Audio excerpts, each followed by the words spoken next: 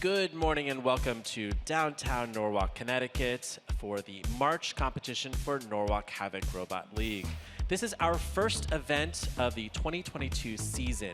Now, all of these robots here today are trying to qualify for the December finals. That's the big one. We're going to take a quick tour of the new facility. Yeah. We've blown out about 1.5 million walls here, Chris, and it looks incredible. Last year, we had one big box and 2 small cages. We've built a second big box. So now we're able to run twice as many 12 and 30-pound fights.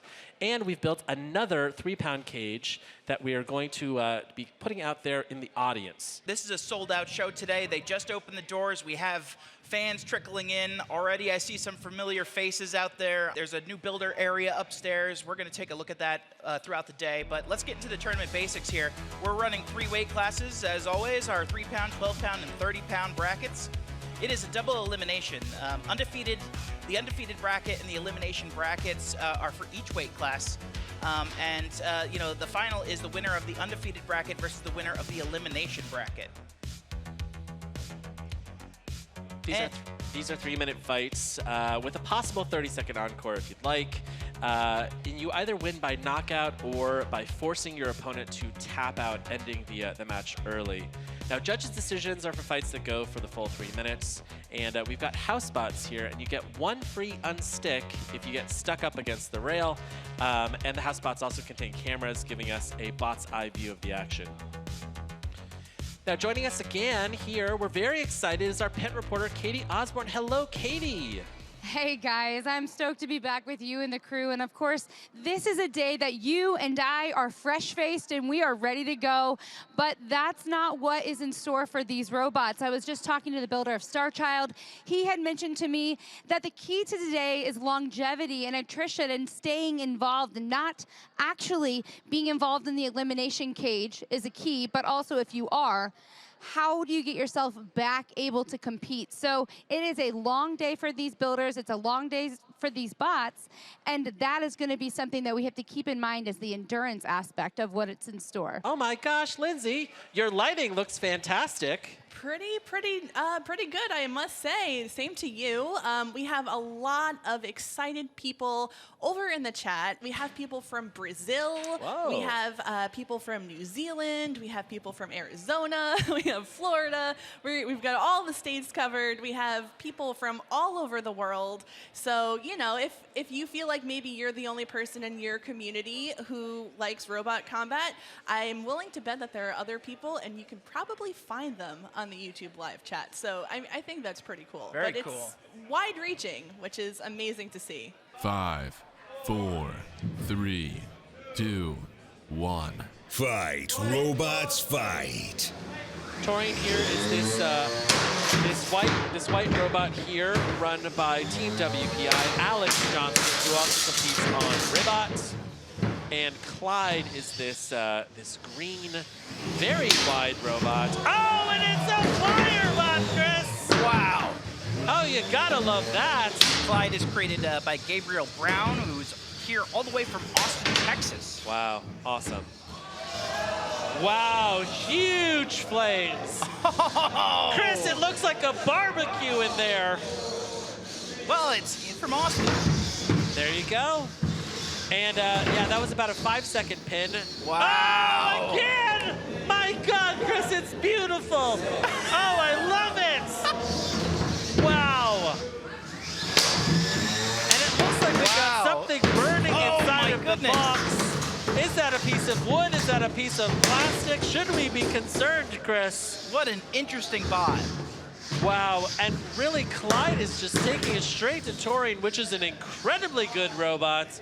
Landing these pins, torching them all the way. Amazing. Oh, this is a fight for the highlight reel. Absolutely, Chris. We're seeing some smoke come from inside Taurine. It could be a weapon motor. It could be like a belt on that horizontal spinner. The weapon on Taurine is still running and just running straight into that plow. This is a robot that does not like a chonky plow, Chris. Wow. It's a very interesting build. You know, it's a very wide stance, allowing them to kind of turn on a dime. That front wedge is almost reminiscent of Smee. Oh! Chris, I love that Taurine went into the box looking like a stormtrooper and is coming out looking like a burnt marshmallow. Look at this thing. It's changing color in front of our very eyes, Chris. It's starting to look like an old Game Boy. 50 seconds left here in this match. Oh my God, I don't know if this robot's going to die at all. This one may be going to the judges. Taurine is now, it's a tan color, Chris. Wow. 30 seconds left. I don't think Clyde could have come up with a better matchup here. A robot that can be torched. Wow. Amazing.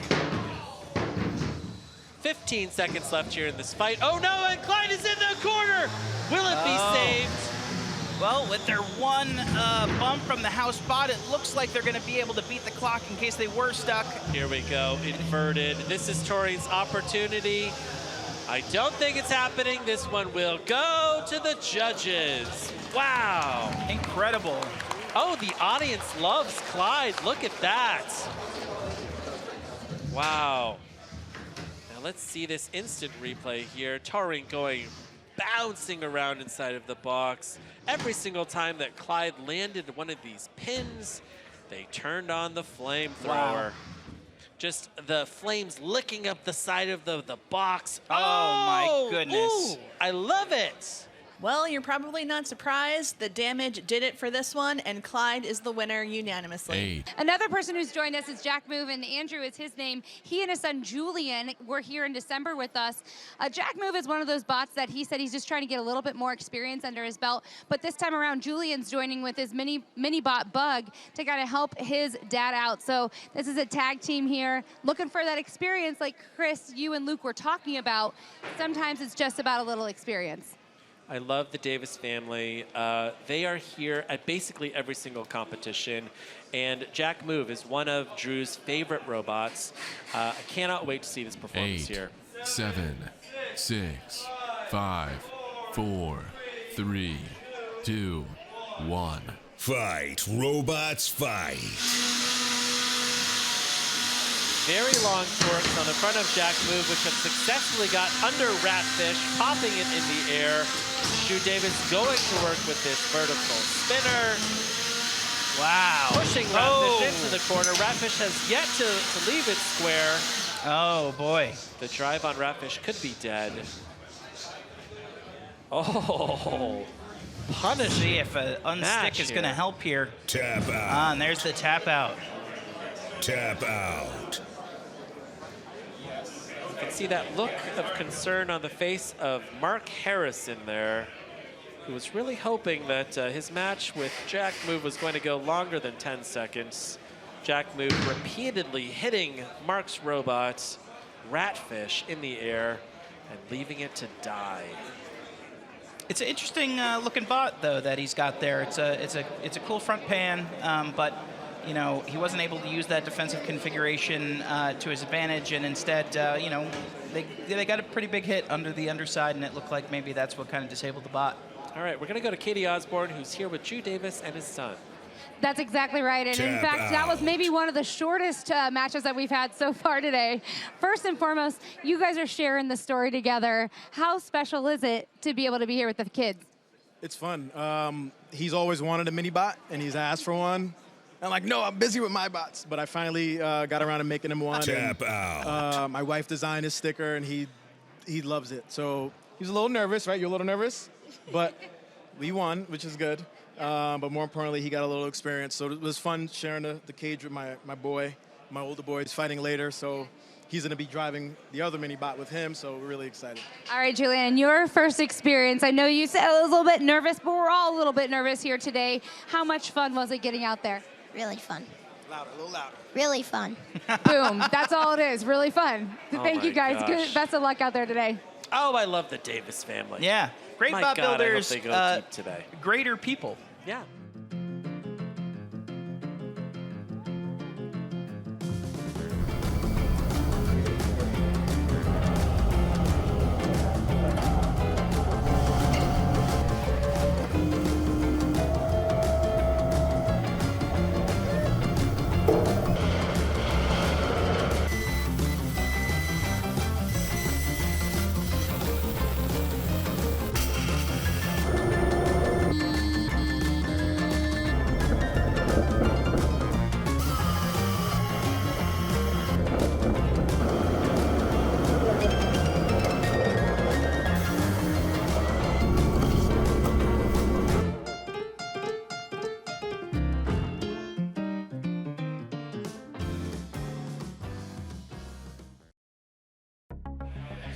All right, we want to thank Sencut Sen for sponsoring Norwalk Havoc.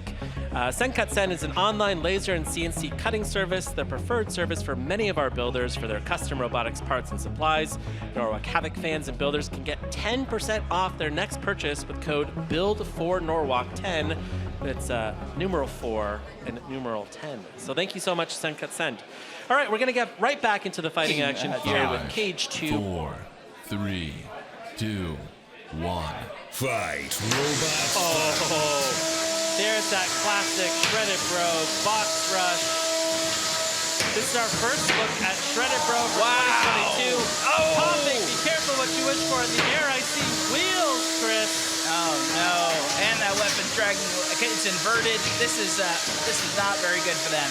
I think that Evan will be able to remain captain of the team. He's showing why he's captain. Wow! Not afraid to take his own teammates' bot apart. Oh, I heard a tap out. Tap out, tap out, tap out. Oh my Incredible. goodness. Evan Arias goes to like another place mentally wow. during a fight. It's his eyes. They roll over like a great white shark's. Yes. Yeah, the whole screen goes red, Chris. That's it. Yeah. Amazing. This is our first look at Shredded Bro for 2022, and if this is what we can expect from Shredded Bro, Oh my goodness. Evan Yeah. Arias is absolutely going to be stamping his ticket to the December finals. Here's a replay, and to show you exactly why Shredded Bro just belongs at the the end of every bracket. Huge hits. It can control, it can push, it can shove. It's got everything. Evan Arias came from Norwalk, Connecticut. He is a homegrown Norwalk, Connecticut competitor. He's been fighting here for years. He has more matches at Norwalk, Connecticut, at Norwalk Havoc than any other competitor in the field. And he, at the very end of last year, ascended to the #1 spot all-time ranking. Now that's a dynamic ranking. He has to hold on to it. So really, he has to continue to win against top-ranked robots here in 2022 because great robots like Silent Spring are nipping at his heels. Congratulations. That was a pretty wicked battle, went from start to finish, I guess. First, breaking it down, what happened before? What was kept playing catch-up there? So my weapon speed controller was kind of backwards, so spinning down, which would have just did a lot of this. And then I might as well have had the banana in at that point. And good thing you didn't, I guess, because what ended up happening is you annihilated your teammate. Well, I tried. He's really good. So, I mean, he put up a good fight. I mean, his other robots I don't want to play with, so. Yeah. What's your takeaway from this point, knowing that we have an end game and many hours away? Team Shred's going all the way. The whole team. That's it. No more. Mic drop. I'm assuming from this hat wear, it's high noon here in Norwalk, Connecticut. Is that right? Get along, little doggy. Oh my God, I got a second one. Here we go. Yours is not quite as big as mine. Okay, wait, here, let's see. I think we look fantastic right now, Chris. Yeah, I might wear this at my wedding later this year. That's good. That's good. Why is my hat so small? I don't. This is. Oh my God. All right. Well, hey, all the way from Dayton, Ohio, it is Owen Coakley and Kaleidoscope. Now, the cool factor here is, A, you're a rookie. That's cool. Number 2, you have a weapon that spins at about 300 miles an hour. Is that a rumor? That is correct. We're hoping that that high tip speed is going to be able to win any weapon-on-weapon engagement that we go against. But this is the first test that this bot's ever had. So this is the first time putting it in the cage, really testing it, and the first opponent it's fought. So we're hoping that holds up. Okay, so rookie contestant over here. What are the expectations for yourself? I want to put on a show and want to do well. Don't just want to die to some basic electronic failure, but looking to do pretty good. Yeah, this is one of those situations, guys, where there's constant learning and growing, and that's what these guys are really going to put their pants on for today. I love Kaleidoscope. It's the most gorgeous robot in the field here today. I was going to say one of, but I couldn't think of another one. It is the prettiest robot here today. I hope we can get a great shot of it. It looks like a cross between Endgame and Bite Force, made completely out of aluminum, and it's got this striking purple weapon bar. And it's there we go. Look at that thing. Yeah. Chris, That's gorgeous. Great isn't design. that a beautiful robot? Oh, I just love it. Like the welds on that aluminum, that is hard to get, you know? Like if you've ever tried welding aluminum, that is like very tough. Great shot here of the audience. Oh, wow, we have so many kids in the audience We're really today. filling up. It is a beautiful crowd indeed. Thanks all of you guys for joining us today. This is the premier combat robotics event on the planet. Kaleidoscope versus 4, Warhard 3, Extra Large. 2, 1. Fight, robots, fight. Oh! Huge hits from Warhard Extra Large. Oh, nice. And those plastic forks are gone, Chris. Wow. Oh, no. Kaleidoscope now finds itself up on the rail. It's got itself down, and Warhard is on its head. Wow, that is a scary bot. You can hear it just spinning up at 310 miles an hour. Cow. Peeling up the top plate from Warhard Extra Large. Wow. Chris, they didn't need those forks at all. Nope. They just went weapon first! I love it! Huge shower of sparks.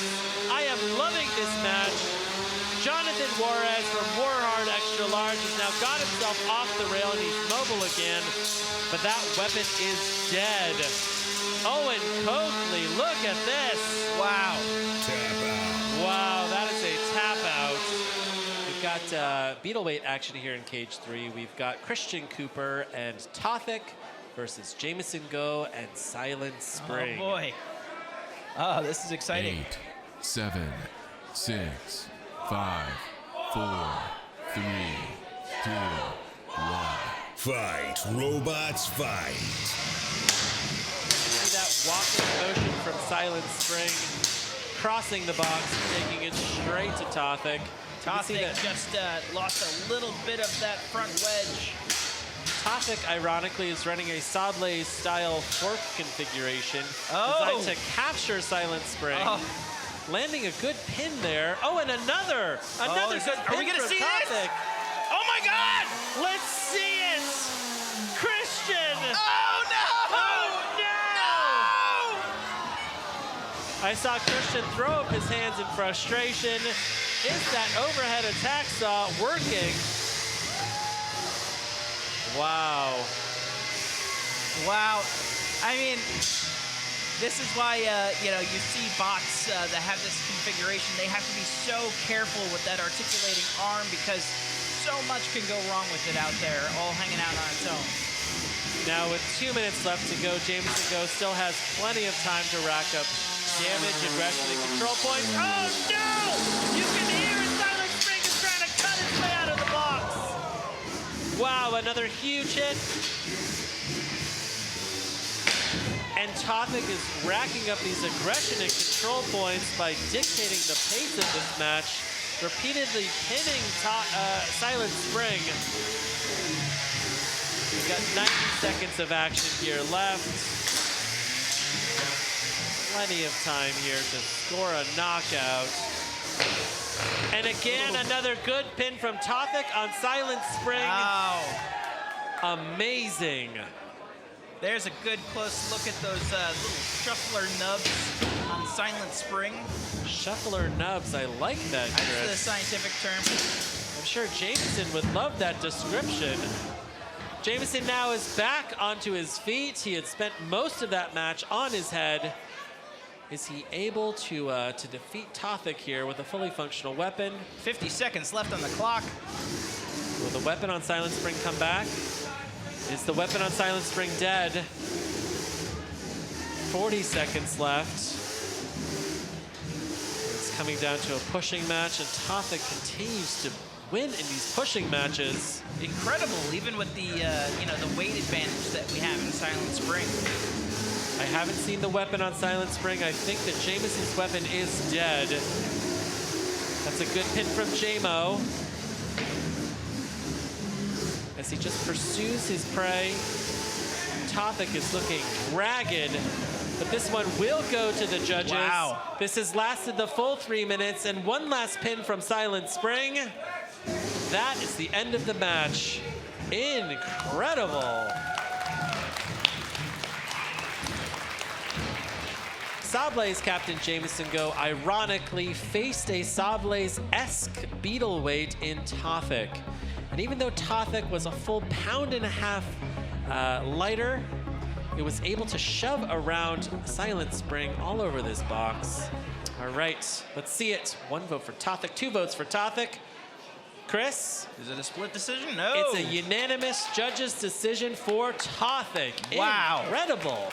After you tried if you could turn your robot on, do you think the judges were accurate in saying all 3 should have gone to Tothic there? I mean, I think it worked out pretty well for them. So, yeah, I think I'd probably say that's fine. All right, so he would be agreeing with the judges. Is there anything your takeaways from that for the remainder of the day? Not really. Nah. I mean, the advantages and disadvantages are basically exactly what we thought they would be. The robot is heavier, so I can't self-right like the normal Silent Spring would. I spent most of that fight trying to self-right instead of attacking him, and maybe that was the fault. All right, Jameson's perspective there. Gentlemen in the booth, your thoughts? Great sportsmanship from Jameson Go. And yeah, you know, we're going to see Jameson Go in the elimination bracket. Yeah, Christian Cooper here running 2 different robots that are the 3 pounds. And that was quite a battle with Jameson, of course, coming down to the judges. Anonymous for all 3. Yeah, I wasn't expecting that. I was terrified going into this fight. But once he was upside down, I kind of just knew I had to keep him like that. So it worked out well, thankfully. And you mentioned terrified. Why terrifying, especially when you go up against someone like Jameson? Because Jameson has, I mean, as of December, the 2nd best, but one of the most dangerous 3-pounders, 5-pounders in the competition. And for a control bot, I didn't even know if I could push 5 pounds. So it was a lot up in the air. Yeah, and he was telling me that the 3-pounders are some of the most competitive groups around here. And Booth, what do you guys think about that? Do you agree that 3-pounders really bring the competition? Oh yeah, it's definitely our most developed weight class for sure. I saw that massive inflatable penguin over there. Here we go. It's intriguing. What is happening? That's their mini bot, Chris. Is it? Yeah. I've never been so excited. Yeah. And that is actually filled with explosive gas. Not necessarily like a... What is Joe doing? Oh no! Joe, no! Is that flammable, Joe? Oh, Joe brought the fire penguin last year. And I wonder if he's trying to ignite this penguin now. This is an irresponsible use of Austin McCord's funds. I think that this big box is going to be destroyed by this burning piece of nylon. This is terrible. That's one of the reasons why I love Norwalk so much. It's like the place that you could be the most irresponsible that you've ever been irresponsibly. Wow. Incredible. Okay. I don't know what's about to happen, but I think I'm going to enjoy it. If Joe is successful, I'm all eyes are on this penguin right now, Chris. Yeah. Wild. Okay. Unconventional locomotion from Joe Fabiani and his robots. You can see he's pretty happy. He's got to get around to the other side of the penguin so he can see his robot. Hey. Oh, no! Oh, no! Oh, Joe! No! Joe's chopped off his own motor before the clock even started. What happened? Oh, that's not good. Oh. No. Oh. All right. Well, this has just become considerably easier. Lindsay, I think that you've summed it up well. Let the penguin fight. Let the penguin fight. Let the penguin fight. Oh my God! Let's get a chant going. There's no penguin. There's no rules in the book that says the penguin can't fight. Oh, wow. I started chanting. I don't know if we should have started that chant. All right. Now, because the clock hasn't started, now it's up to the referee about whether they will pause this match and allow Joe to go in there and fix his robot. If the referee is staying on track, though, they won't. They will just run this match. So it's really going to come down to the discretion of the cage manager here. Okay. I think they're just going to go as is. They're going to send it. Joe is there. He's ready to send it. This match is on, even though Smeezes is impaired right out of the box, Chris. Wild. Okay. I don't know what's about to happen, but I'm ready. Casey Jermiason is running Firebug, which, as you can probably guess, is a flamethrower, Chris. Yes, I guess. You don't think that penguin's flammable, Chris? Yeah. That penguin's not flammable, is it, Chris? I don't know what There's there's kids in this audience, Chris. 5, 4, Here we 3, go. 2, 1. Fight, robots, fight. Oh no! Smeezes can't leave the pink square. Oh, happy Here feet, comes no! Firebug. No!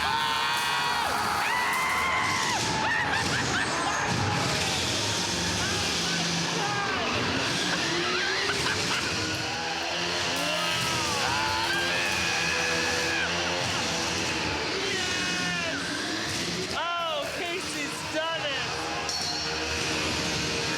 Wow. Unbelievable. Firebug is torching Smeezes. Although Smeezes has successfully ripped off part of the armor of Firebug. Oh wow, this is getting hot. Wow. The penguin is burning. Smeezes barely mobile. I can hear it being counted out. That penguin looks sad, Chris. Whoa. Amazing. This is my favorite fight of literally the last year, Chris. Wow. Amazing. Joe Fabiani brought back the Fire Penguin. Austin McCord will probably ban him from this competition. Look at that thing. Wow. Firebug is seems to also be limping. Part of that bot was, I think, like shaved clean off by Sneezes, and I think it's currently in that melted penguin mask. Do you see it there? Yeah, it's that little neon green and white piece of plastic. And we can see some pretty good crab walking here from both of these opponents. I think that maybe the butane tank inside of Firebug has been extinguished. And Smeezes is just dragging around that motor, the drive motor. So really, just the right side of that robot is operational. Left side of Smeezes isn't running.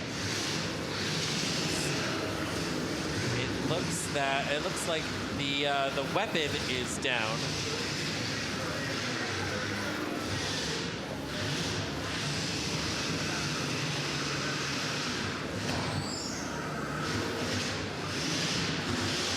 Seconds left in this match. Wow. Just saw a flare up.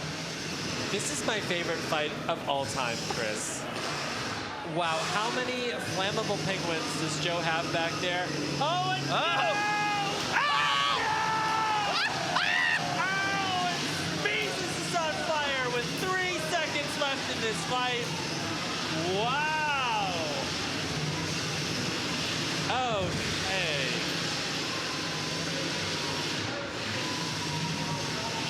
And that is the end of the match. Wow. Round of applause for Joe Fabiani and Smeezes. We've got henchman Jim Haney there in the spaceman suit, ready to go in and extinguish this penguin. That's actually a penguin battling uniform. He's going to extinguish. Don't need it. Oh yeah, it's fine.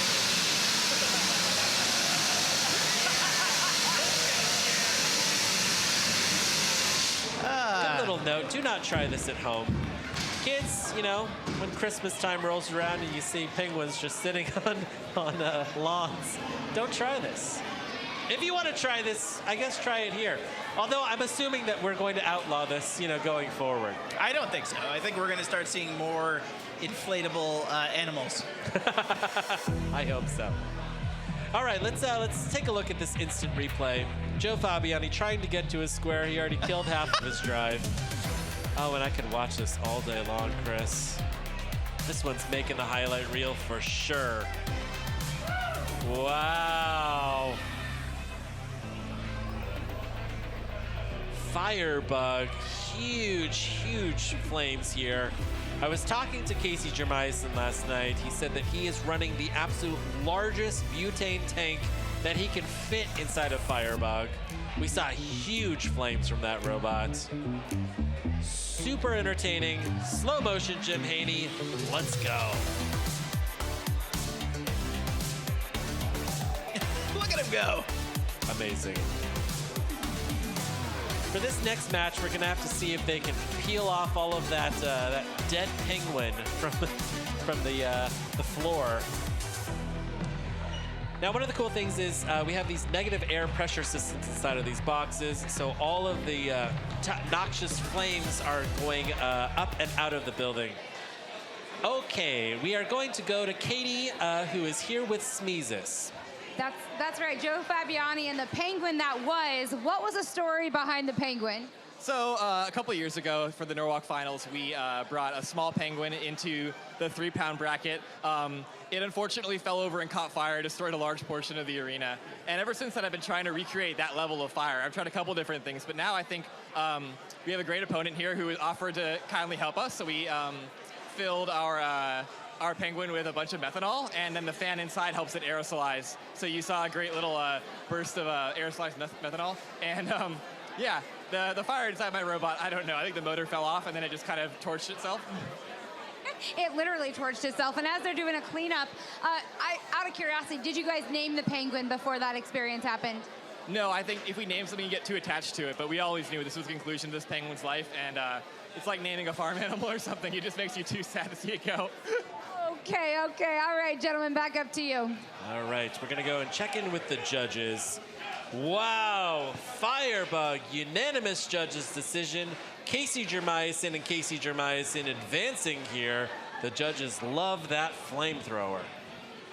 Yeah, here with Anna, and first and foremost, I thought it did smell like pizza when I came up to you guys. Turns out they're eating bagels, but it doesn't. Anyways, your bot, you had to make a couple of repairs after that first battle with a long day ahead. What were you working on?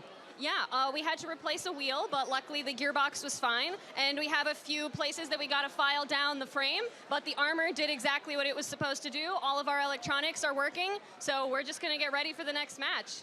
The question that I have from the gentleman in the booth, they haven't actually asked us yet, but have you ever had clam pizza? Clam pizza? No. That's a Connecticut thing, right?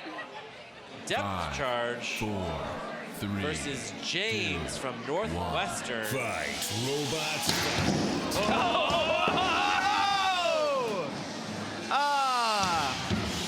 What is going on? Oh, we have to check the integrity of the floor after depth charge. Look at this. This is horizontal double disc deep 6. What is this monstrosity? Holy cow. And James doesn't even want to get close to it, and I don't blame him. I get it, James. Wow. Depth charge is a 45-pound robot. It got an extra 15-pound weight bonus because it's not using wheels. Oh. Shuffle? No, this is bristle drive. Look at that. Just using the physics of his double disc weapons to move around the box. And James is just wondering, should I go in? Do I have a death wish? Look at this thing. Wow. I think James might have some mobility issues or some confidence issues. I don't know which of the two. Oh, license plate. That's good. A little personalized license plate on James. I like this foil on the front of James. Oh no! Oh my! That There was goes awful. The Mini-Bot. Now the weapon on James is dead. Do they have the bravery to go in here and take a hit? I think they're just desperately trying to get over there. These kids from Northwestern are pretty smart. Oh, here they go. They were waiting to get around to the back. Interesting. Oh, wow. 60 seconds left here in this fight. Dustin Eswine can only pivot here, going in circles. He'd love to land a huge hit. He'd love to land a huge hit. Come on, come on! Huge shadow of sparks. Depth charge is now at an Look at angle. this dance. Wow, I do not feel safe, Chris. Let's go. Oh, wow! Yes! Whoa! Oh my God! That. Okay. Oh, wow! Okay. We've shattered the side of the big box. Okay. It's the inner Seen panel. that before. Okay. The match is over. The internal layer of this Lexan can take such a punishment, but only the internal one is broken. The outside one is unscathed.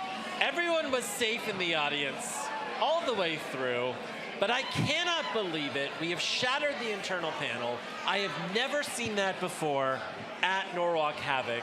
These are incredibly thick panels of Lexan, and we're not going to be able to run another fight inside of this box until we replace this panel.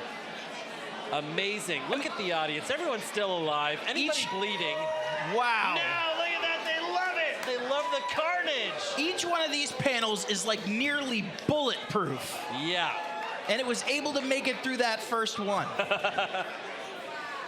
Wow. All right, I love depth charge. That's an incredible robot.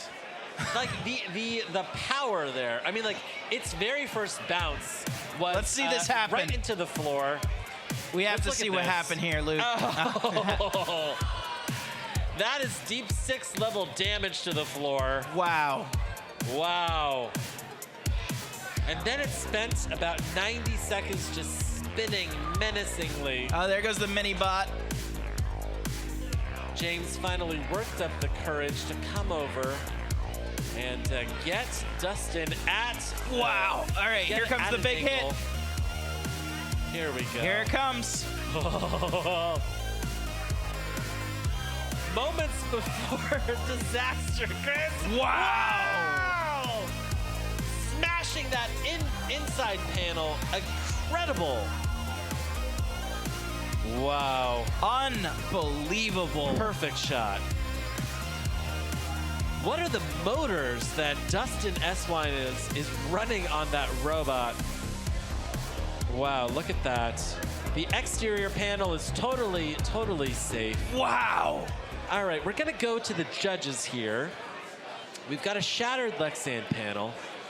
Judges here are deliberating. Very curious to see what they say here.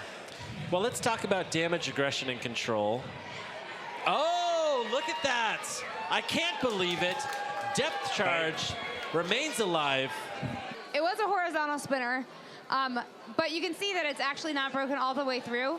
And if you kind of look in there, I don't know if Mike can get real close in, you can see there's about that much between the two panes. So my hand is not getting cut, but yes, there's a whole lot of damage, as you can see, and as the cleanup is beginning, give a good old-fashioned wave. Yeah, there you go. Amazing, look at that. Wow. I am surprised that they're going with depth charge on this one. Look at that. You know, because that was a display of control. You know, that was not intentional for them to do anything. Pushing its opponent up against, you know, using the arena to its advantage. But judges' decisions are final, Chris. Look at that. Wow. This is the biggest test that we've ever had of the big box, and I'm so glad that the big box, you know, managed to keep all of us safe in here.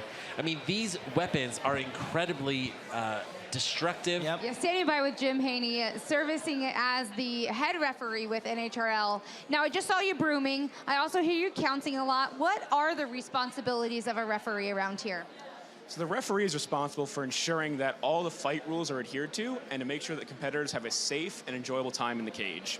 They'll handle all the rules compliance, the actual run of the match, and then helping with the unloading and preparations for the next fight.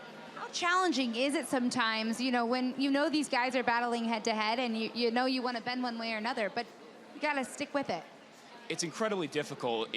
From up close at the cage, you can see the anguish on some people's face when they're starting to lose, and you do feel bad for them, but we try to be as unbiased as possible. Yeah, I can see that. And for you, you've been around NHRL for over a year in this position, a year and a half altogether. Why is it so special to you, the community as a whole? I think NHRL is a great community because even when you do have those anguish moments, like I said, 5 minutes later you'll see them laughing and chatting with the person they were fighting, talking about how cool a fight it was. You get a lot of really great friendships coming out of the pits. I can see that being the case. And it's also very interesting hanging out here with Jim here because everyone's like, hey, Jim this and hey, Jim that. And so you got to keep your head on straight as well. Well done to you and the rest of the team. Oh my gosh, look at this sign. Fight, robots, fight. I love it. All right, we're back here in 12-pound action in box 1, insubordination versus Framita. Oh no. Wow, fast tap out. From insubordination on Pramheta. Pramheta is our top-ranked 12-pound robot here today. And we are seeing why. Builder Zach Knight, here in the pink robot, has tipped Florida Polytechnic's 12-pounder insubordination up onto its head. Let's see this check replay. out here the replay. Wow, look at that. That is a Brett sign. You gotta love it. Yeah, you know, one of the greatest things about Ed, first time I was here, he welcomed me. He's also the fixer-upper. I've seen him under these cages before. I've seen him on the floor of the cages. And now we've seen him basically climbing the walls of the cages. Ed, congratulations to you and the team. But, man, have you caught your breath yet? Almost. We'll get my breath back tomorrow. There'll be plenty of time to get it later. My biggest thing is worrying about protecting this audience. So we made this totally, the design is set on a quick change out for the glass. And it's to be installed so that it protects the audience. We have a half-inch still protecting the audience. We lost the inner sheet, which is a 3/8 inch. We have a 1-inch air gap. So if something comes through, there's all this energy taking out on the first one. We got the air gap. We got rubber in there to take some of the hit. And we still have another half-inch. But it still terrifies me. But hey, you know, you guys did your job well when the audience over here clapped for you when you were done. They knew you did your job well. Yeah, I hope so. I just hope you keep them safe. Yay! This is my fan. Love you guys. Oh, I gotta keep you guys safe. Oh. Ed. I love Ed. Former engineer in Sikorsky. You know, he could build us an entire helicopter, you know, after this. Yeah. Yeah, incredible. Absolutely. Oh my goodness. Chris, it's our favorite 12-pounder. The most feared bot in all of 8, Norwalk. 7. This is 6, Milk Tank. 5, 4, 3. This. Are we ready for this? Let's hear some noise. Oh no!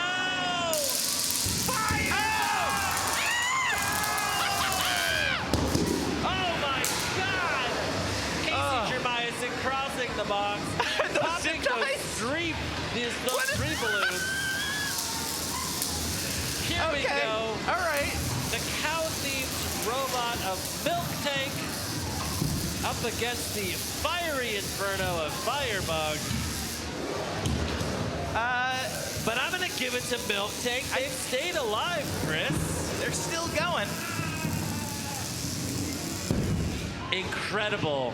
You can see these flames licking up the side of the box. The weapon on Milk Tank is dead. I love that it's dragging around its mini-bot like a dog on a leash. Firebug here, trying to figure out how to score a knockout. This is, I think Milk Tank's gonna have to change its name to Creme Brulee. Chris, you know, we saw medium rare. We are getting very close to well done here with Milk Tank. incredible.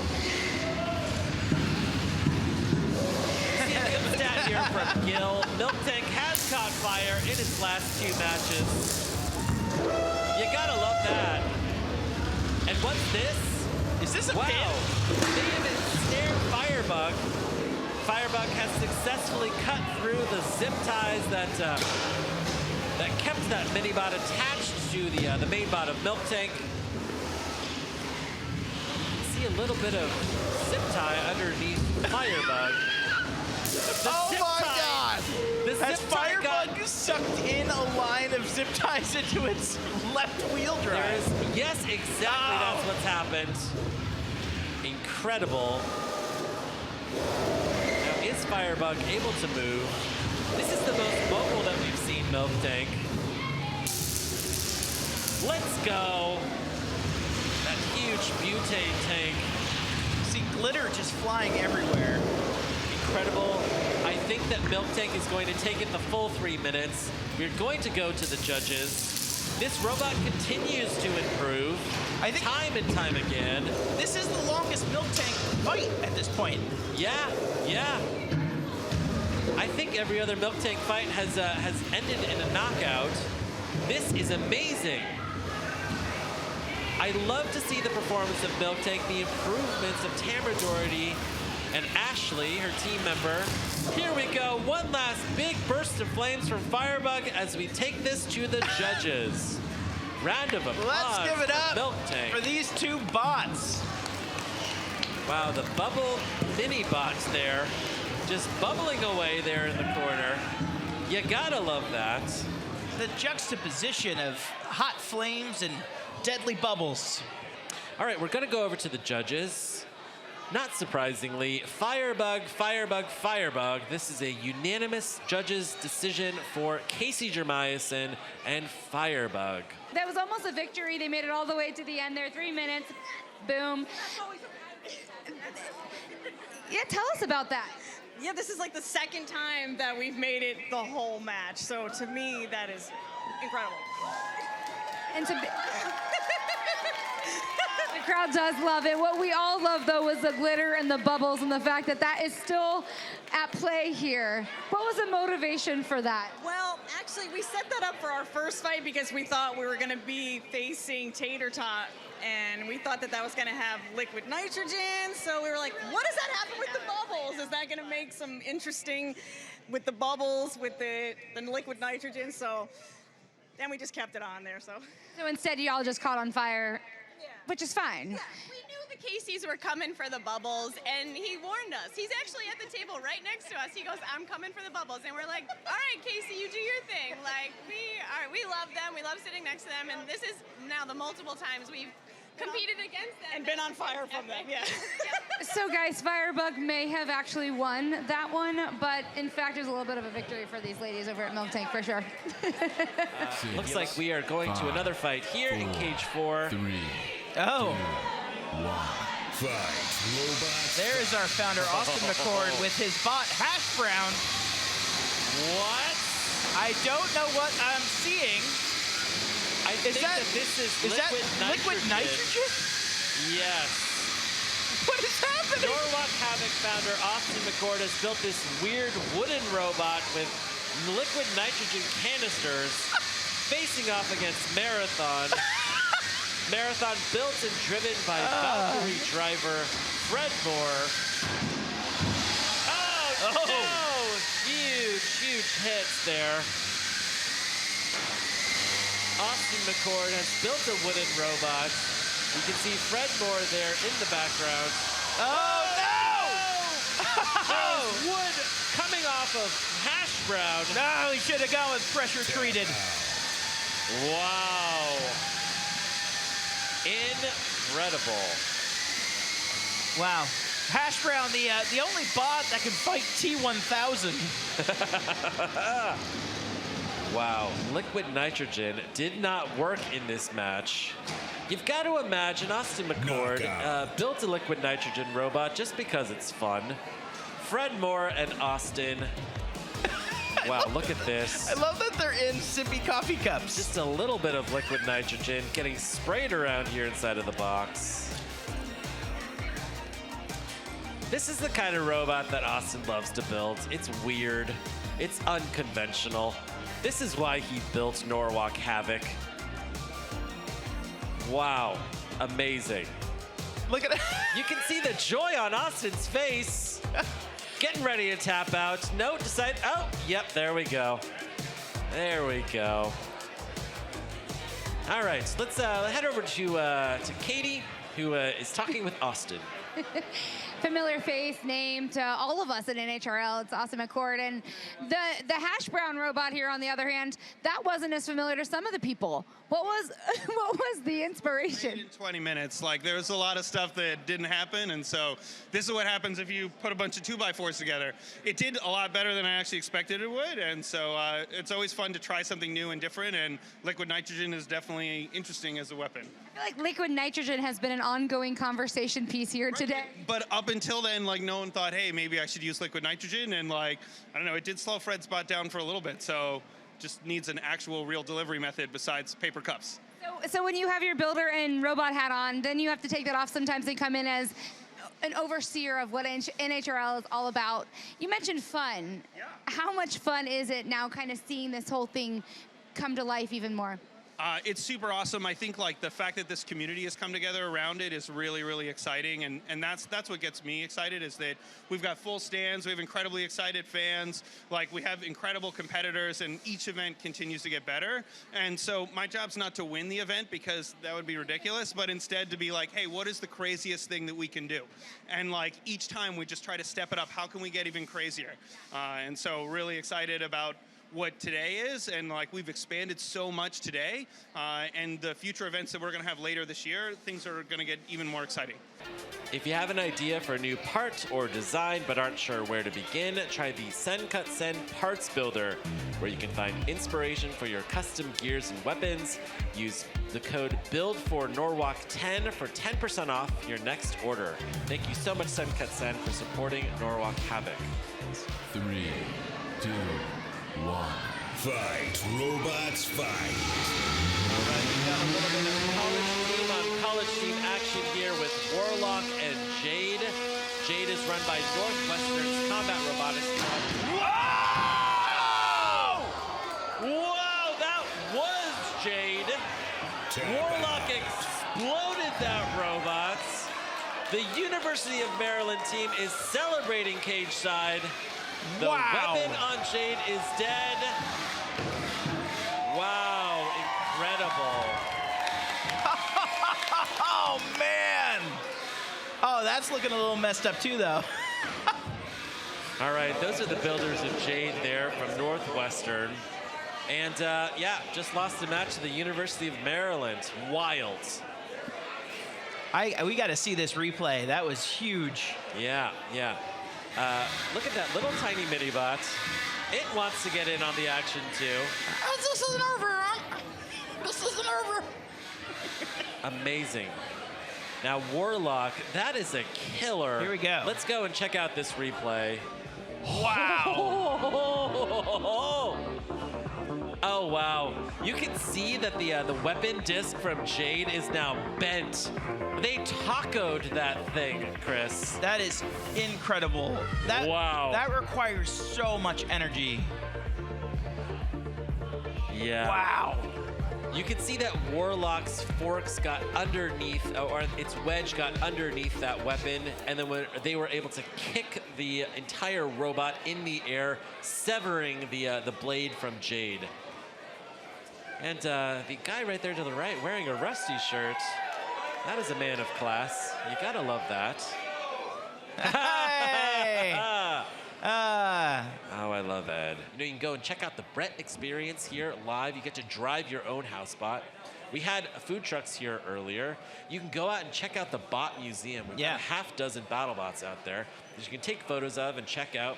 This is really a very cool live experience, and I am so happy and grateful that the audience has stayed for as long as they have. And lots of big, exciting things coming in the 2022 season. That new spectator area is going to grow with even more merch, new experiences, an outdoor area so you can enjoy it even during the summer months. We have Shredded Bro in the red corner and Narcissist in the blue corner. 2, 1. Fight. Elimination bracket round 5 of the 3-pound division. Oh, and just an explosive first 10 seconds. Narcissist is kind of bouncing all around here. Shredded Bro is just trying to catch him. R.I.P. to the floor. Whoa! Oh! Oh, wow! Holy cow! Narcissist has speared the 3/4-inch plywood floor. Oh my Wild. God. I don't think that Brett can solve that. There they go. Shredded Bro was much obliged to just step in and help out, but in doing so, Shredded has lost a wheel again. Wow. And now they are tumbling. Oh, wow. That egg beater's kind of just dragging at this point. This is explosive. Doesn't seem like either bot is in full control, but that's just making it all the more reckless. It is reckless. That's what I would call it. Oh, man. All right. It looks like a good beat going to yeah. it. Oh, I see some smoke out of Shredded. Narcissist seems to have kind of got its composition back. All right. Oh, okay. Both of them seem to. Yeah, it looks like what's going on with Shredded's bar? Is it even on there anymore? Is it just sitting? It looks like it's just kind of sitting in the pocket down at the bottom of their in front of the weapon housing. Oh, the bar is broken. And yet I can't see any of it in the box, so where did it go? It vaporized. I wouldn't doubt it. We're all inhaling beater bar right now. Good thing we have a great exhaust system in this building. 50 seconds left in this match. Narcissist still kind of able to keep things going. Shredded is kind of running out of options here. One wheel, they're not able to focus on that aggressive, controlling dominance that we normally see out of the bot. Now, this is the elimination bracket, so whoever loses here goes home for the night. So both of these teams are fighting with everything that they have to keep it going. Yeah, these are two teams that are just not going to tap out with only 10 seconds left here on the clock. Oh my goodness. And this has gone back and forth, I'd say, throughout the whole match. I don't know how this one's going to go. All right. And it sounds like the judges have made their decision. It is a unanimous vote for Narcissist. So next to Eli and Nathan, and this is their first time coming to an NHRL event. Now, what caught my eye about the two of you is when that battle was going on, you guys were flinching back every time it came to hit. How exciting is it really to be at an event, and how different is it maybe when you're watching it otherwise? It's really a completely different experience. I mean, I've seen some things online, I've seen some of the live streams, but it's really completely different just being right up close to the action. Yeah, it's really great being here. I love, the whole setup. Is there a little bit of excitement and fear all at the same time every time we see one of those big combats? Well, it's been a little more terrifying ever since we saw it, since it broke the window. What we saw was very safe. We're all here to tell of it, of course.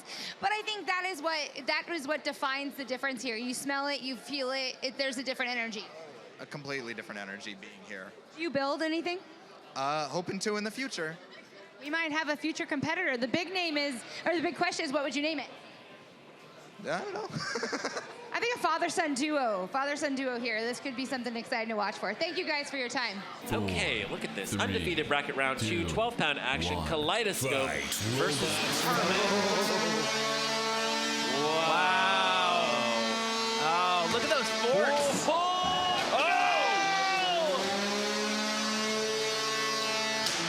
Going weapon on weapon. Wow. has won that one exchange. Kicking my Carmen across goodness. the box. I'm seeing bits My goodness! of plastic. The weapon on Kaleidoscope is I think down. Kaleidoscope, yeah, they're out. That weapon is no longer functional. Belt hanging loose. Kaleidoscope here is this absolutely gorgeous white and purple robot. Carmen, maroon and silver, and winning these exchanges.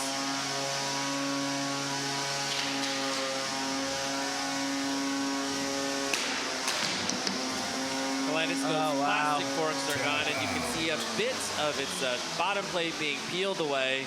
This is a tap out from Kaleidoscope, and Carmen advances in the undefeated bracket. Fun fact, Carmen was built by the builder of Voxel, Michael Shore here. You can see that Voxel-esque reliability here on display. Really taking apart this absolutely gorgeous robot in Kaleidoscope.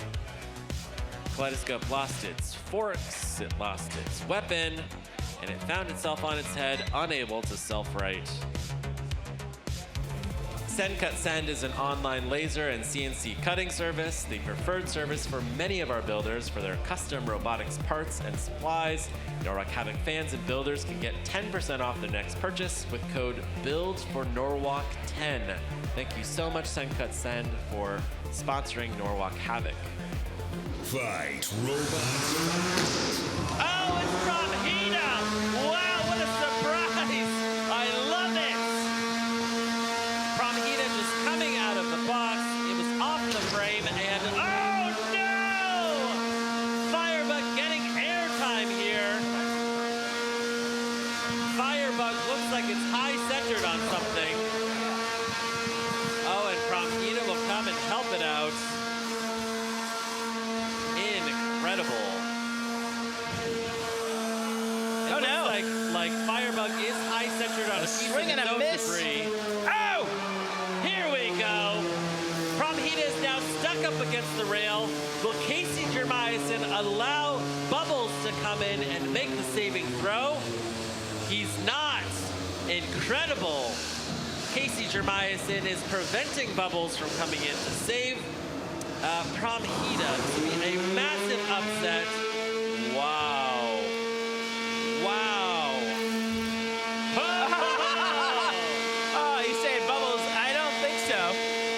Firebug torching Bubbles. Zack Knight can do nothing here. This is an interesting strategy, Chris. Yeah, it's like he's defending a carcass of an animal from another predator. We've called this the Anthony D'Ambrosio move, named after Tony, who really championed this at Norwalk Havoc. And Casey Jeremiason, here we go. Oh, the mini-bots coming in. Promhita is very close to escaping. Wow! Oh, here we go. Awesome. That mini-bot is intent on saving the main bot of Promhita. Oh, that is incredible. Oh. What's happening? What is happening? Wow, Promhita's, its drum is throwing the fire back into Firebug. Amazing. This is the first time we've ever seen that happen, I think. It looks like Firebug could be high-centered yet again on a piece of debris. Huge amount of smoke inside of this box. This has been a very lenient referee in Cage 1. We have not called for motion, at least not yet. Wow, I love that flamethrower, Chris.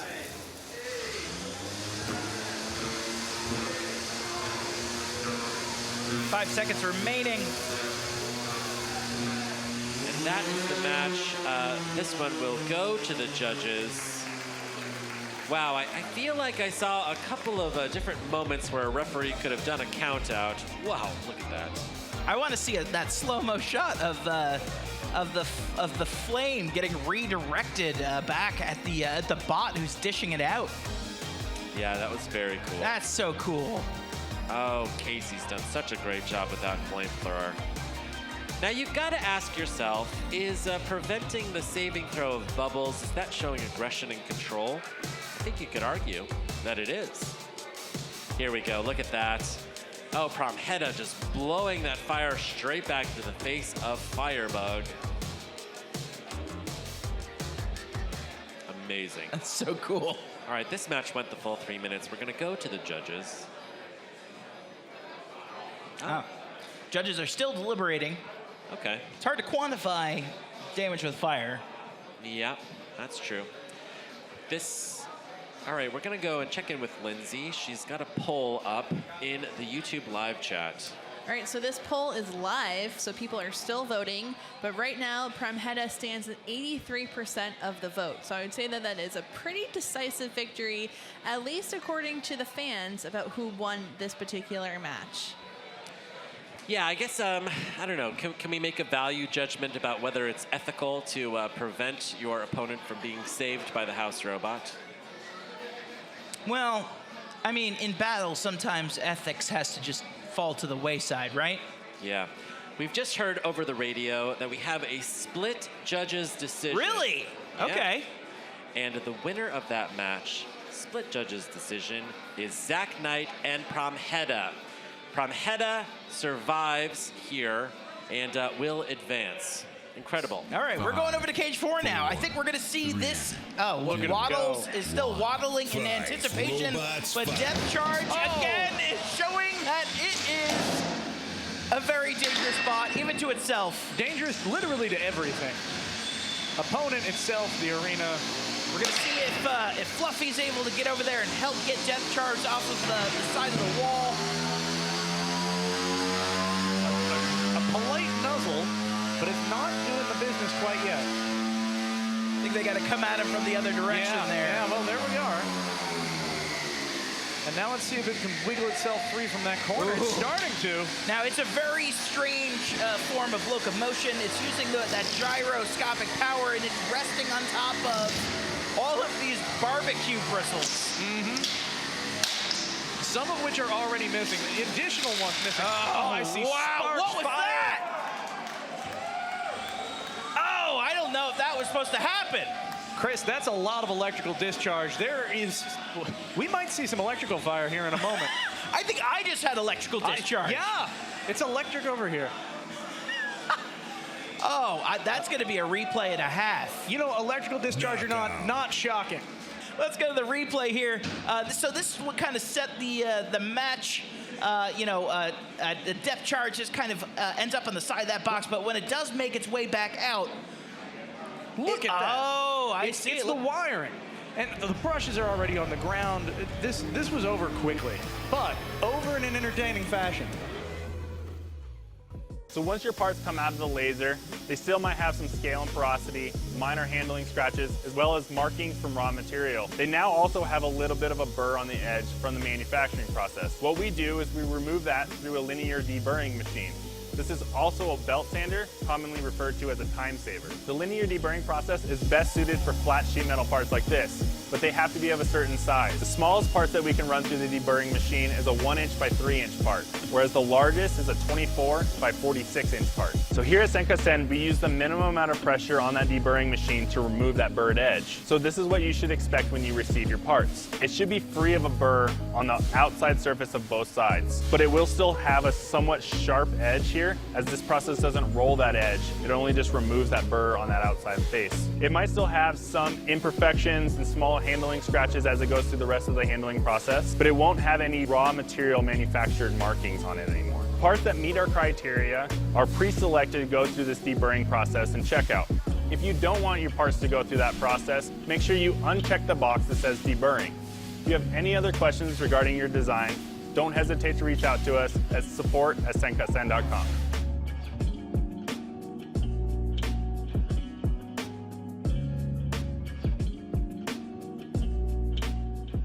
Fight, robot. Here we go. Elimination bracket round 2, the 12-pounders. Let's hear some noise. You know, not right on front towards enemy, but oh, here we go. Doing its best. Look at the fingers on that kaleidoscope. That is something else. Polycarbon, a wheel off already. Oh, no! Yeah, it's, the mobility still looks good, though. I mean, that's one of the reasons you see multiple wheel robots. Oh, another wheel gone, so we are 2 of 7 wheels down in this fight. Something you don't get to say very often. A lot of spinning. Oh! So close. Wow! There's the hit we needed. There's the hit he needed. I don't think he's going to be coming back from this. Tapped out. And smoke. No! Oh, no! We have a lipo fire. Chris, where there's smoke. Man. 1. Fight. Robots fight. Slow start for Marathon. This gold and red robot here driven by Fred Moore, the driver of Valkyrie. And Waddles immediately having some problems. Waddles looks dead. Undefeated bracket round 4. Waddles taps out. How would you describe this last 30 seconds? It was the most exciting 30 seconds of my life. Elimination bracket round 4, the 30-pound division. Dominic Yankaskas and Tryhard versus Warlock.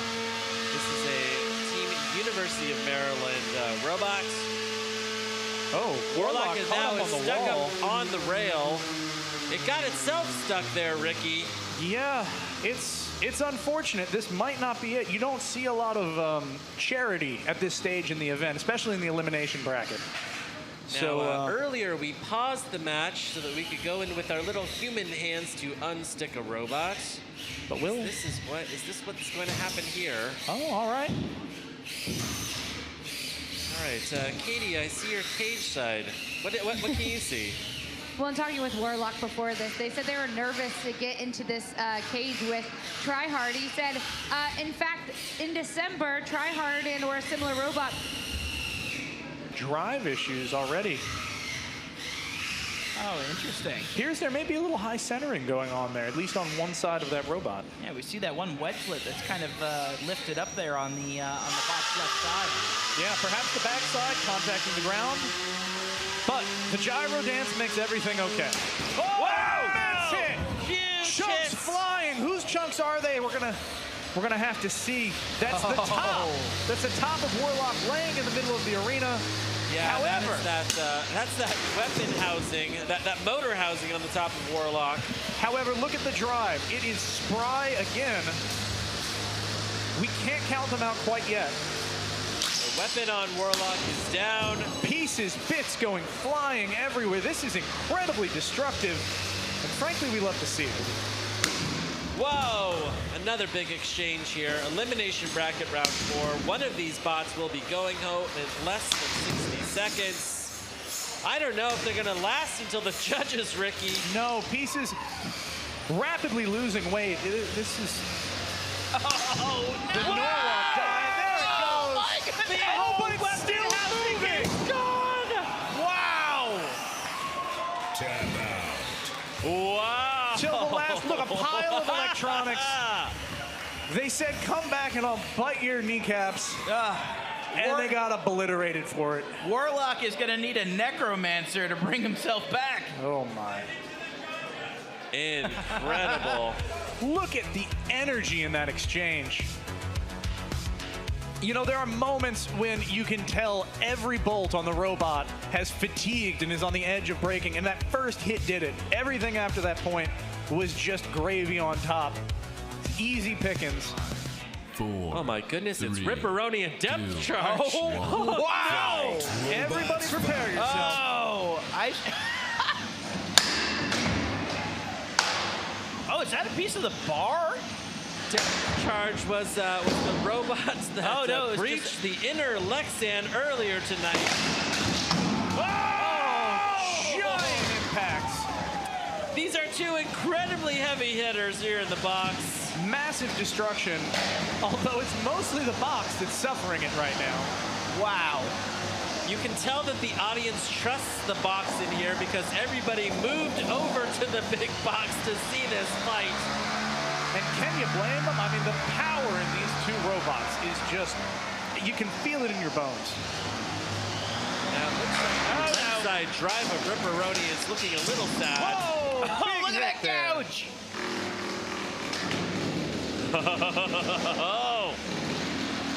The double discs on depth charge are spinning up. Wow! Oh, that's a big hole.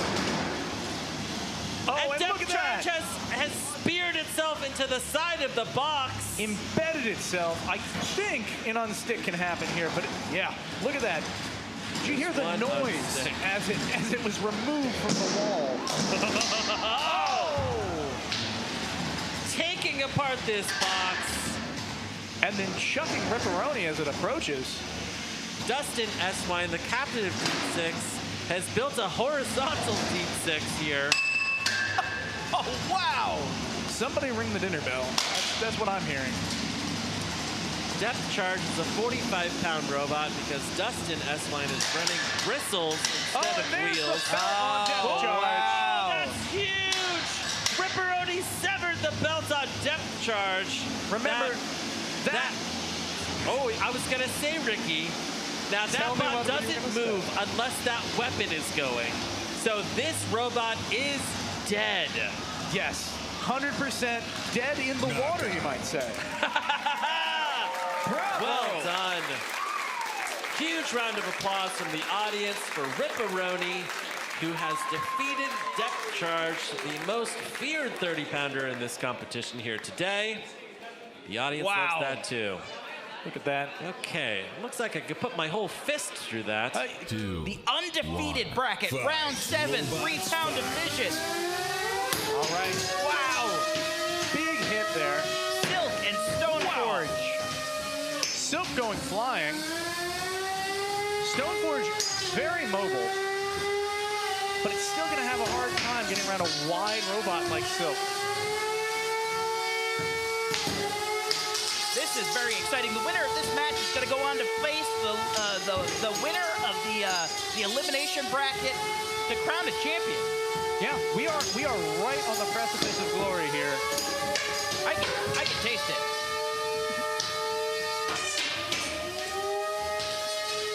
You look at the energy in Silk popping itself around as it hits the floor after every exchange.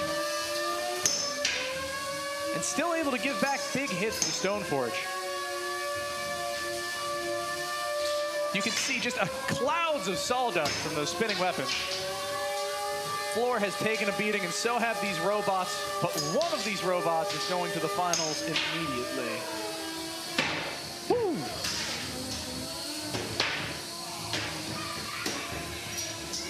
Oh, I see some weapon troubles on Silk. We'll see if they're temporary or sustained, but that could be a deciding factor in this fight. Ooh, lots of action so far in the first 90 seconds of this match.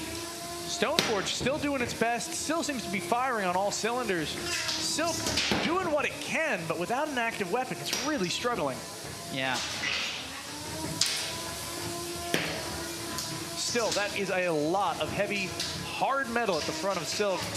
If it can keep those weapons pointed at its opponent, it could break its fist with its face.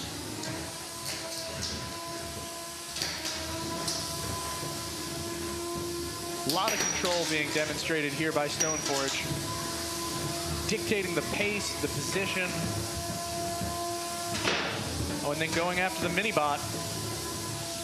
That's just cruel. Come on. What did it ever do to you? 45 seconds left in the match.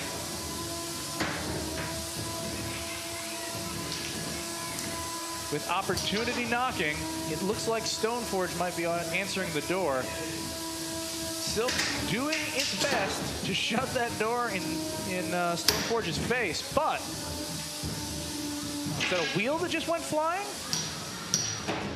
It looks like, yeah, it might have been stripped off of Stoneforge. No, I think that may be a cover. Well, it's hard to say. Yeah, it's just so much, it's like a blur.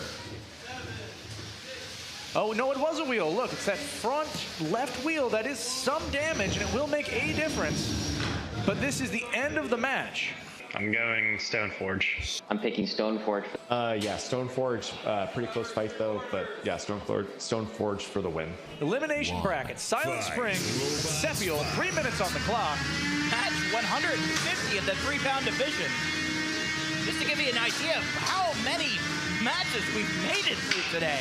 Yeah, what an incredible journey we've been on, but it's worth it for matches like these. Sepiol trying its best, taking off strips of Silent Spring, but that's what those strips are there for. They are semi-ablative armor. Oh! Big hit. Remember, Silent Spring gets a weight bonus for the fact that it's a shuffler. So it is tossing around a lot of weight here. We have a missing wheel guard off the side of Sepiol. Yep. Silent Spring going to do everything it can to wear down its opponent and wait for its moment to strike. That's the way of Jameson Go. But you got to wonder, what will that moment be? What is he looking for in terms of an opportunity? These two bots are going for it. They are. It may not be with an active weapon, but that is, if not aggression, it is intensity in the driving from Jameson Go. And Sepiol, no fear in returning fire. Oh, and there is smoke pouring from Silent Spring. Clearly that weapon penetrated deep enough to hit a battery or cause some kind of damage. Silent Spring used smoke screen and it's very effective. Just disappeared like a ninja. Sepiol unmoving, Silent Spring in a blaze of glory, literally. What has happened? My goodness. The countdown has started. Oh my Jameson goodness. Go is your victor in this fight in giant clouds of smoke. Look at the face. The excitement on his face right now coming through.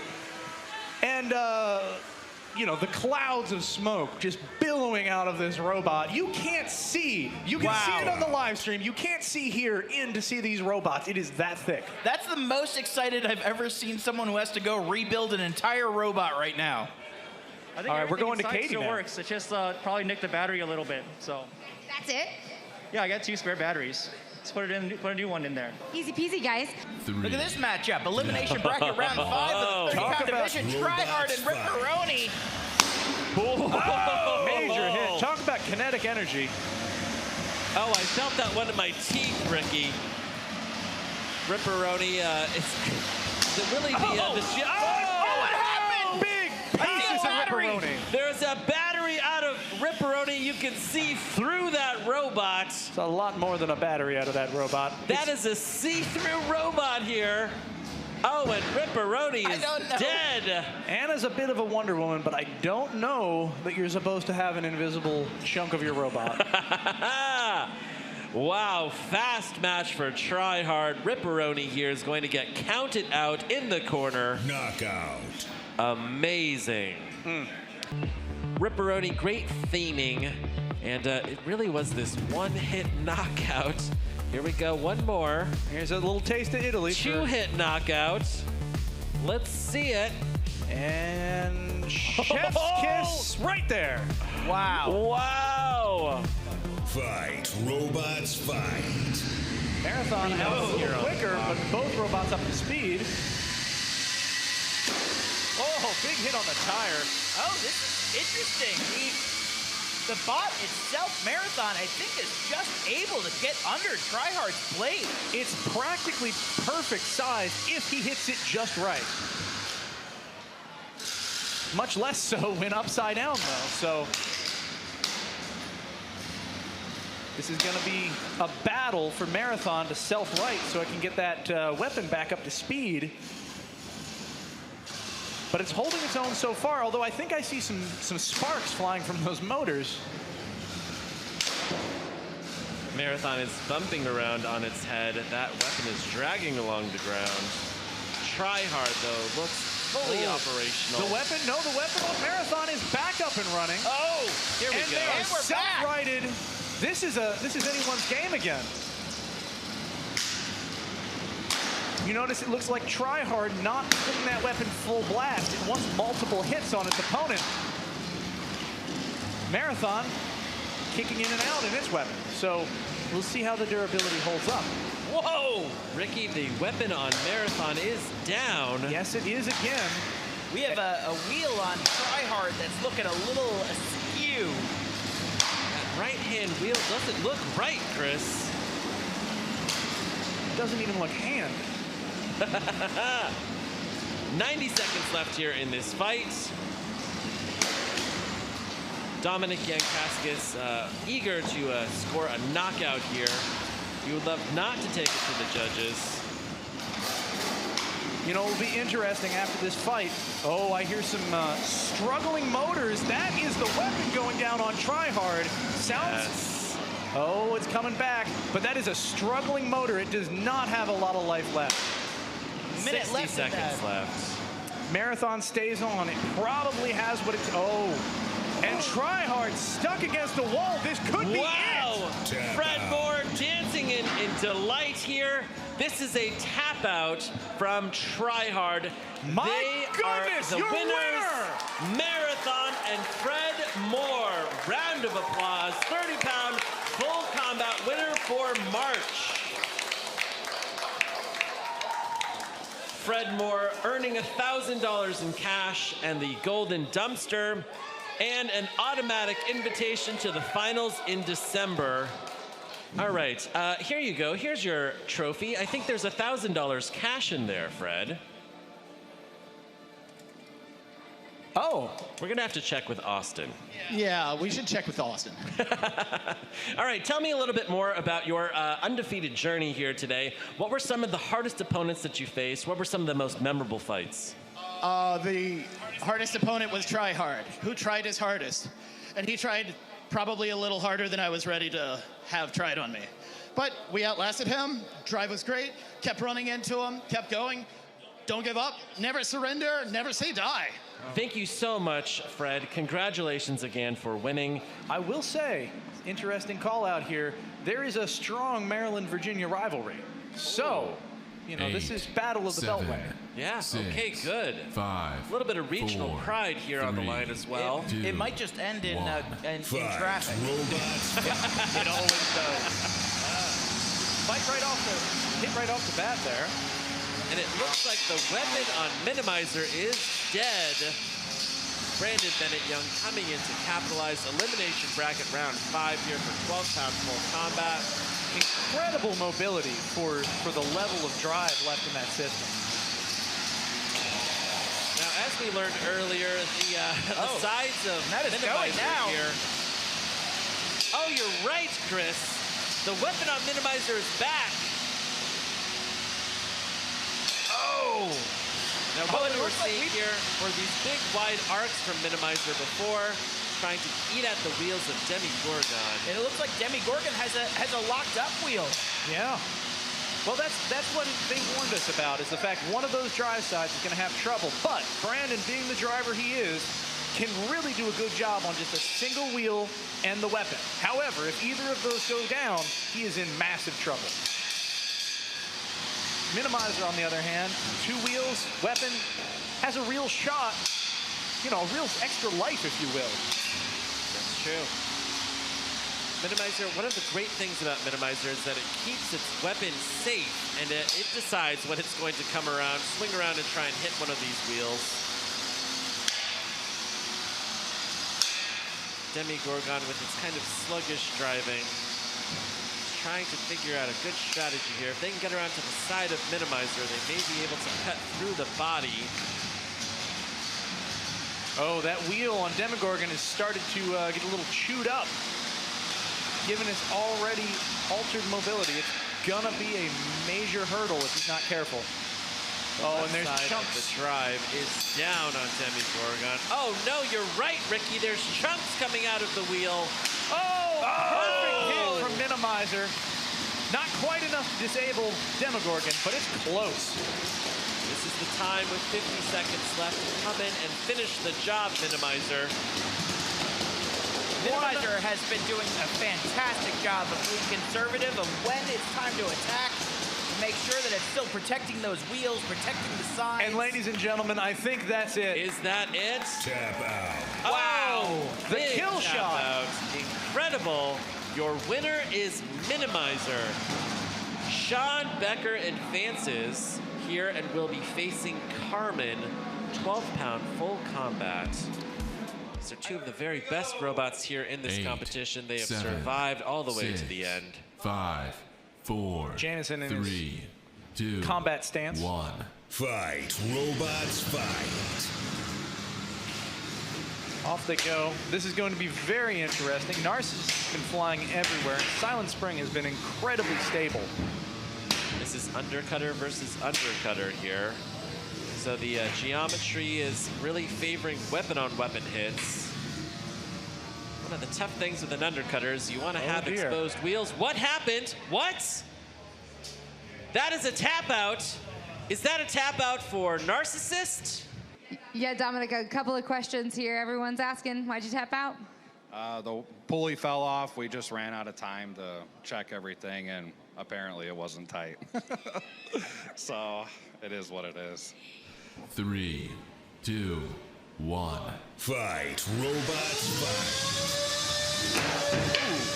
Ooh, good opening exchange.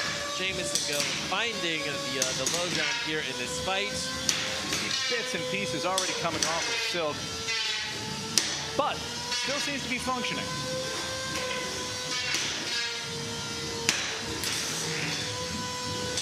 Huge hits on the top of Silk. Silk finds itself inverted for most of this match, would love to gyro itself back onto its feet. Wow, that sound is horrific, Ricky. It truly is, but more sound, good indication that you're going to continue to have an exciting match. All right, Silk found itself on its feet for just a second. Oh, it's flipped itself back over. One of the problems you're going to see is that wedge on Silk just isn't enough to stand up to what Silent Spring is bringing to the table. That's why that inverted position was not so bad. But it's in this position. It needs to do what it can with what it's got, and it's doing a pretty good job. Worst case scenario, it flips back over, keeps doing what it can. Oh, we're starting to see that wedge really kind of getting bent out of shape on Silk. Yeah, that is no longer a straight line or even a crooked line. Oh, and here come red wheels being sprayed around inside of the box. Jamison Go and Silent Spring starting to cut through these wheels. Things are getting foamy in the arena, that's for sure. And back right side up, but, oh no, excuse me, it is still upside down. It's just oriented backwards. Less than 90 seconds here in this match. Jamison Go taking it straight to Silk. Yeah, there really is no letting up from Silent Spring through this. And why would there? Ooh, another good pin from Silent Spring on Silk. Jamison Go needs to avoid the weapon of Silk. Oh, and it's sounding very quiet in there. Yes, that's the weapon of Silk. One or more of these weapons is down. Definitely Silk. The weapon on Silk is down. Silent Spring seems like it may have turned itself to a lower capability here. Smart move. Question is, can Silk move at all? All right, with 30 seconds left, we're going to see if the ref will count out Silk. There's a tiny bit of twitching, but I do not think it's going to be enough. All right, I think that was a tap out. Oh! That is a tap out. That from is a Silk. tap out. Silent Spring will advance and will be facing Stoneforge. Fight. An interesting fight to be sure. Minimizer, interesting in that seems to struggle a little to get going just for a moment. It's going in the undercutter configuration we talked about earlier. I think that's the right move. It needs to, get at those tires and get at that vertical rear armor. Or Minimizer is looking very mobile here. Whoa! Huge hit from Carmen on Minimizer. That's the kind of hit that has been struggled to connect on Minimizer all day. The fact that Carmen was able to do it is really something. This is the 12-pound elimination semifinal. The winner will go on to fight Hannah for the final. Oh, and I'm seeing something coming out of the bottom of Minimizer. It's high centered on a chunk of itself, appears. That may be a lipo. That may be a lipo for the motor, for the weapon. Oh, wow. Minimizer now dragging its guts around on the ground. If Carmen is able to get around to the back and fire up that weapon, we may see a fire here. However, Carmen's weapon, as noted, not going. I'm hearing a count out, Ricky. I think this may be the end. All right, this is the end of the road for Minimizer. Round of applause here What for a that run. robot. Yeah, Incredible run. Knockout. 5, 4, 3, 2, 1. Fight, robots, fight. Match 158 of the undefeated bracket. Round 8, 3-pound division. Silent Spring and Stoneforge.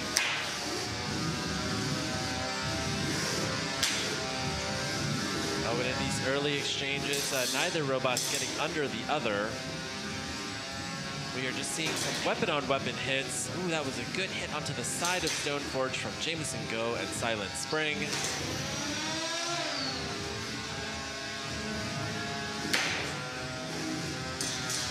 No sign of slowing from either one of these robots, except...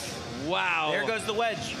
The wedge on Stoneforge has been stripped away. Silent Spring is now going in. Oh, and that wedge is gone. That is a major development.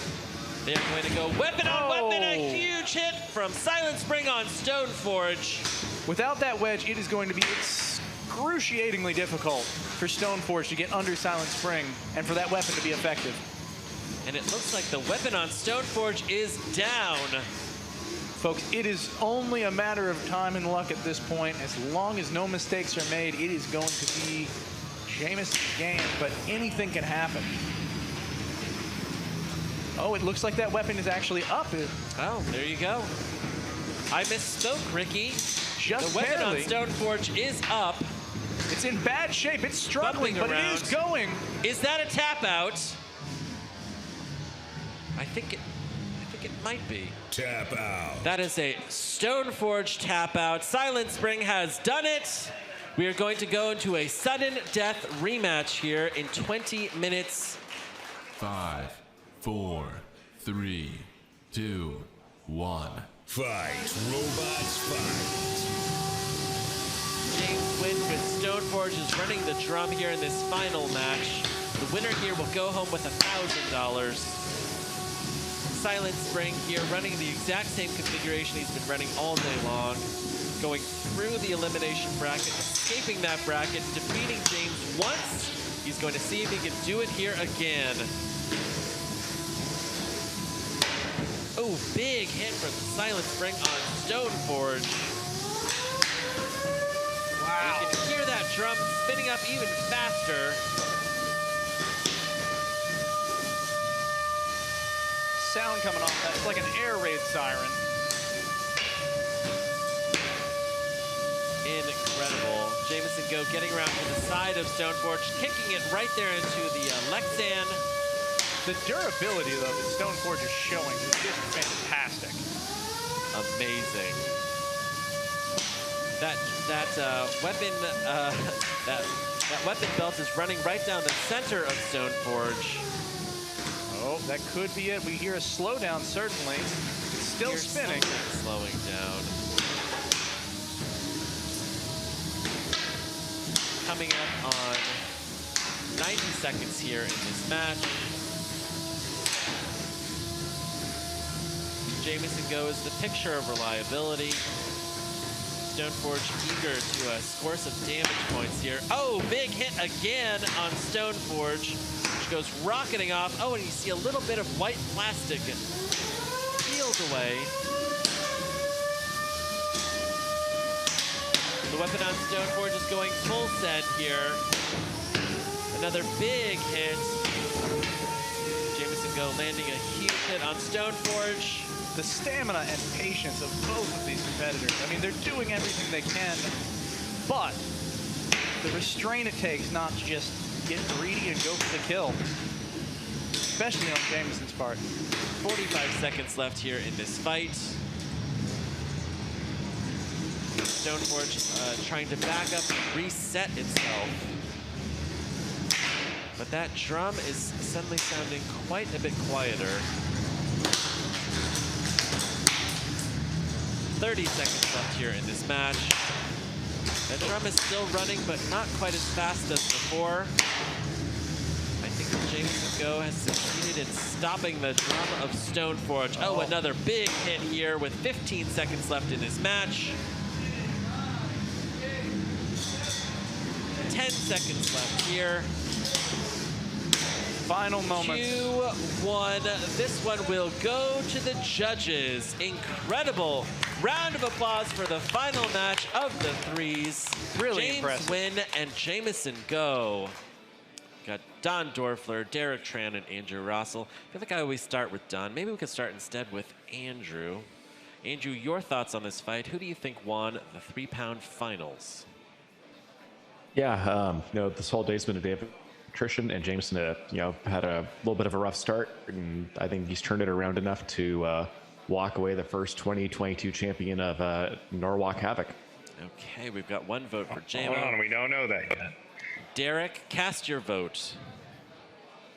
I think Silent Spring won. It was clear he won almost every weapon to weapon, or at least was equal in every weapon to weapon, and he took some chunks off of Stoneforge, so yes. All right, we've Silent got Spring. 2 votes for Silent Spring. Don, this is just an academic vote, but cast it anyway. Silent Spring. All right, we got a unanimous judges' decision for Jameson Go and Bravo. Silent Spring, winner of the 3-pound finals here for March Norwalk Havoc.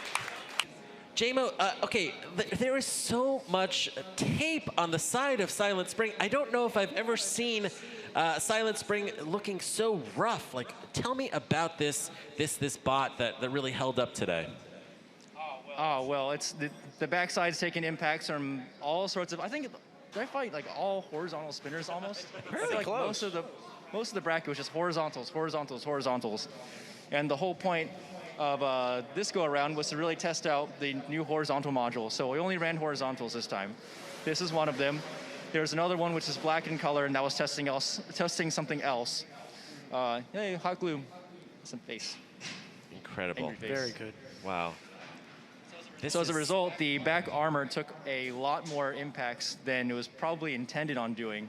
But yeah, you fill it in with hot glue and you cover it with tape, and then you go on to the next fight. All right, Jameson Go and Silent Spring, another round of applause. Congratulations for winning the Beat-A-Weight finals here for March Norwalk Havoc. And inking your ticket to the finals. All right, Jameson Go and Silent Spring, amazing. All right, great job, JMO. 5, 4. Now, if Promheta is 3, able to win here, this will be the last match of the night. Fight, robots, If fight. Carmen is able to win, we will go into a sudden death rematch. Oh, but Promheta has successfully pushed Carmen up against the rail. The weapon on Promheta is down. I can see it twitching. That doesn't look good. The weapon on Karma is fully up. On Carmen is fully operational. Oh, a big hit from Carmen on Promheta. Promheta seeming to have... Wow, they shook something loose in Promheta. That weapon is back. Wow. Huge hits here. Promheta getting airtime. The weapon on Carmen is down. Promheta, Zach, go in there and capitalize here. Still anyone's fight, but it seems like the tides have turned. 2 minutes left on the clock. The weapon on Promheta is fully operational. Oh, it looks like the weapon on Carmen is back as well. Oh, and it's easy Carmen picking. What? Tap out. Oh my goodness! This is a tap out from Zach Knight and Promheta. Carmen survives. We are going to go into a sudden death rematch.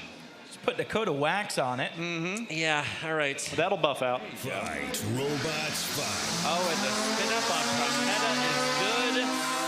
Carmen's weapon is up. This is going to be a huge hit here, folks.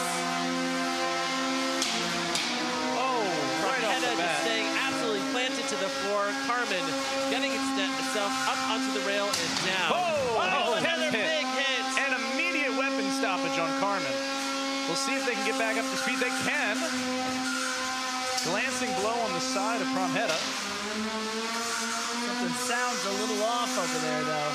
Chunks starting to come off the sides of Carmen. It's not a good look. Yeah, and that wedge is being peeled apart. It looks like Promheta has cut through those screws holding the wedge of Carmen in place. Carmen is now on its head. Zach Knight is trying to decide if he's going to come in here for the kill shot. But it looks like Promheta is spinning down. We've got a little saving throw from Fluffy. Interesting. Just pushing Carmen into the corner. Ooh, the weapon on Carmen is back. He's going to see if he can self-right himself. There's an attempt being made, but it's gonna be tough. You can see Zach Knight hanging back. The drive on Promheta doesn't look great. It doesn't, but it is a substantial step up from what Carmen is bringing to the table right now. 90 seconds left here in this fight. You can see one of those drive belts is hanging loose. Can Promheta move? Oh, Boom. there we go. Good question, Chris, and I'm glad that Zach answered it for you. Carmen is now back on its feet. That weapon does look like it's dead. Oh, wow, and Carmen's also lost the drive belts. Yes, Carmen unfortunately has only rear drive on one side. On the other side, it seems to have both. I'm not sure what's going on with the weapon. It comes in and out. 60 seconds left here in this fight. We're 60 seconds away from crowning a winner here. Zach Knight just needs to hold on. Oh, another big hit, and he's there goes ripped the off wedge. the plow from Carmen. The wedge in the front wheel. Wow. Carmen still limping along, really putting everything into this fight, but without a miracle, it probably will not be enough. Zach Knight really doing full send here. Carmen like struggling. The weapon on Carmen is spinning down yet again. Here Struggling to move. That belt is caught up in the side of There Carmen. won't be another save. I think this might be it. Will the ref count them out, or will they be saved by the bell? They're going to be saved by the bell. 2-1, that's the end of the match. Both of these builders went the full 3 minutes. We're going to send this over to the judges. All right, Derek, let's start with you. Promheta versus Carmen. Your thoughts on that fight? Who do you think won it? I think Promheta clearly won it because even though they lost a bit of drive towards the end, they absolutely destroyed Carmen. Okay, we've got one vote for Promheta. Don Dorfler, your thoughts on this fight? Promheta. All right, short and sweet, I love it. Andrew Russell, take us home. Promheta. All right, that's a unanimous judges' decision for Zach Knight and Promheta. Bravo. Winner of the 12-pound finals here at March Norwalk Havoc. Zach, I was asking you about your teammate. You told me that you have never met Michael before in the past. You know, I'm sorry. Go back and tell us more about your team here today. So Michael here to my left is somebody I actually mentored while he was still in high school. Awesome. So it was pretty fun that he's the one who showed me this competition, and now it's about time we got to fight. Yeah, that's incredible. All right, congratulations once again to Zach Knight and Promheta, winner of 12-pound full combat. So on behalf of Norwalk Havoc and my co-hosts here, Ricky Willems and Chris DeSico, thank you so much for tuning in. On behalf of the production team, thank you and good night.